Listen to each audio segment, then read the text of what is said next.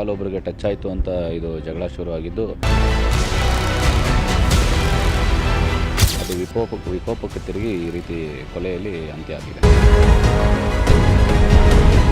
ಒಬ್ಬ ವ್ಯಕ್ತಿ ಅಲ್ಲಿಂದ ಹೋಗಿ ಮತ್ತೆ ಇನ್ನೊಬ್ಬನ ಕರ್ಕೊಂಡು ಬಂದಾಗ ಆ ವ್ಯಕ್ತಿ ತಗೊಂಡು ಬಂದಿರೋಂಥದ್ದು.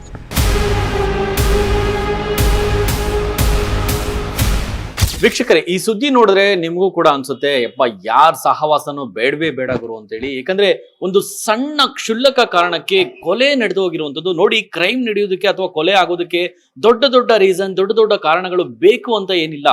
ಈ ವಿಡಿಯೋ ನೋಡಿದ್ರೆ ನಿಮಗೂ ಕೂಡ ಹಂಗೆ ಅನ್ಸ್ಬಿಡುತ್ತೆ. ನೋಡಿ, ಗ್ರಾಚಾರ ಕೆಡುತ್ತೋ ಅಥವಾ ಏನಂತ ಗೊತ್ತಾಗೋದಿಲ್ಲ.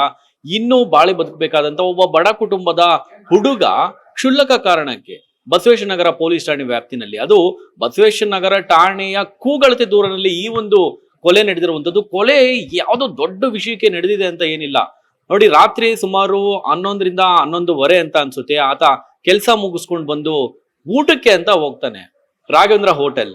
ಊಟಕ್ಕೆ ಅಂತ ಹೋದಂತ ಸಂದರ್ಭದಲ್ಲಿ ಅಲ್ಲಿ ಮತ್ತೊಬ್ಬ ಕುತ್ಕೊಂಡು ಊಟ ಮಾಡ್ತಾ ಇರ್ತಾನೆ. ಆತನ ಹೆಸರು ಮಂಜುನಾಥ್ ಅಂತ ಹೇಳಿ. ಇನ್ನು ಊಟಕ್ಕೆ ಬಂದಿದ್ದಂತ ಕೊಲೆ ಆದಂತ ವ್ಯಕ್ತಿ ಶಶಿಕುಮಾರ್, ಯುವಕ ಶಶಿಕುಮಾರ್ ಅಂತ ಹೇಳಿ. ಇವನು ರಿಕವರಿ ಏಜೆಂಟರ್ ಆಗಿರ್ತಾನೆ, ಏಜೆನ್ಸಿನಲ್ಲಿ ರಿಕವರಿ ಏಜೆಂಟ್ ಆಗಿರ್ತಾನೆ, ಕೆಲಸ ಮಾಡ್ತಾ ಇರ್ತಾನೆ. ಬಡ ಕುಟುಂಬದ ಹುಡುಗ, ಕುಟುಂಬಕ್ಕೆ ಆಧಾರ ಸ್ತಂಭ ಆಗಿರ್ತಾನೆ.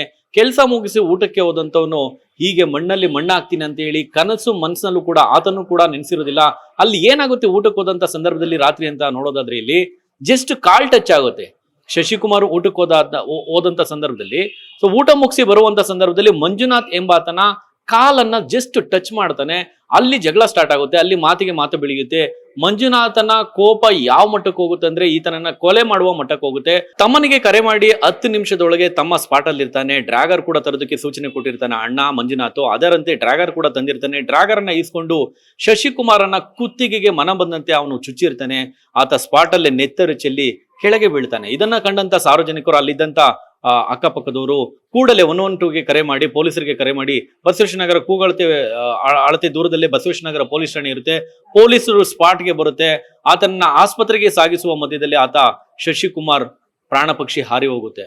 ಇನ್ನು ಆರೋಪಿಗಳನ್ನ ಬಂಧನಕ್ಕೆ ಪೊಲೀಸರು ಪಶ್ಚಿಮ ವಿಭಾಗದ ಡಿಸಿಪಿ ಆದಂತ ಯತೀಶ್ ಅವರು 3 ತಂಡಗಳನ್ನ, ವಿಶೇಷ ತಂಡಗಳನ್ನಾಗಿ ರಚನೆ ಮಾಡ್ತಾರೆ. ಆರೋಪಿಗಳನ್ನ ಏನು CCTV ಫುಟೇಜ್ ಆಧಾರದ ಮೇಲೆ ಆರೋಪಿಗಳನ್ನು ಕೂಡ ಬಂಧನ ಮಾಡಿ ಈಗ ಕಾನೂನು ಕ್ರಮ ಜರುಗಿಸ್ತಾ ಇರುವಂತದ್ದು. ನೋಡಿ, ಕೊಲೆ ನಡೆಯೋದಕ್ಕೆ ದೊಡ್ಡ ದೊಡ್ಡ ರೀಸನ್ಗಳು ಹಿಂದೆ ನೋಡ್ತಾ ಇದ್ವಿ. ಬಟ್ ಇಲ್ಲಿ ಎಲ್ಲೋ ಒಂದ್ ಕಡೆ ಕೇವಲ ಕಾಲ್ ಟಚ್ ಆಗಿದ್ದಕ್ಕೆ ಈ ರೀತಿ ಹತ್ಯೆ ಮಾಡಿರುವಂಥದ್ದು, ಕೊಲೆ ಮಾಡಿರುವಂಥದ್ದು ನಿಜಕ್ಕೂ ನಮ್ಮ ಸಮಾಜ ಯಾವ ಮಟ್ಟಕ್ಕೆ ಎಲ್ಲಿಗೆ ಹೋಗ್ತಾ ಇದೆ ಅನ್ನುವಂಥದ್ದು ಎಲ್ಲರಲ್ಲೂ ಕೂಡ ಈ ಒಂದು ಘಟನೆ, ಇಡೀ ಆ ಬಸವೇಶ್ವರ ನಗರ ಸುತ್ತಮುತ್ತ ನೋಡಿದಂತ ಜನರು ಇದನ್ನ ಲೈವ್ ಆಗಿ ನೋಡಿದಂಥವ್ರು ನಿಜಕ್ಕೂ ಬೆಚ್ಚಿ ಬಿದ್ದಿರುವಂಥದ್ದು. ಇಂತಹ ಘಟನೆಗಳು ಮತ್ತೆ ಮತ್ತೆ ಮರುಕಳಿಸಬಾರ್ದು. ಪೊಲೀಸರು ಎಷ್ಟೇ ಕಟ್ಟುನಿಟ್ಟಿನ ಕ್ರಮ ಜರುಗಿಸಿದ್ರು ಕೂಡ ಇಂತಹ ಕ್ರೈಮ್ಗಳನ್ನ ತಡೆಯೋದಕ್ಕೆ ನಿಜಕ್ಕೂ ಅಸಾಧ್ಯ ಅಂತ ಹೇಳ್ಬೋದು. ಈ ರೀತಿಯೇ ಹತ್ಯೆ, ಕೊಲೆ, ಕ್ರೈಮ್ಗಳನ್ನ ಮಾಡೋದಕ್ಕೆ ಯಾರೆಲ್ಲ ಪ್ರೇರೇಪಣೆ ನೀಡ್ತಾರೆ, ಯುವ ಜನಾಂಗ ಎತ್ತ ಸಾಗ್ತಾ ಇದೆ. ನಿಜಕ್ಕೂ ಕೂಡ ಆತಂಕ ಉಂಟು ಮಾಡುವಂತಹ ಘಟನೆ ಇದಾಗಿರುವಂತದ್ದು. ಸ್ನೇಹಿತರೆ, ಈ ಒಂದು ಸುದ್ದಿಗೆ ಸಂಬಂಧಪಟ್ಟಾಗ ನಿಮ್ಮ ಅನಿಸಿಕೆಯನ್ನು ಕಮೆಂಟ್ ಮಾಡಿ ನೋಡ್ತಾರೆ. ಈ ಸಂಜೆ ನ್ಯೂಸ್, ಇದು ಸಮಸ್ತ ಕನ್ನಡಿಗರ ಧ್ವನಿ.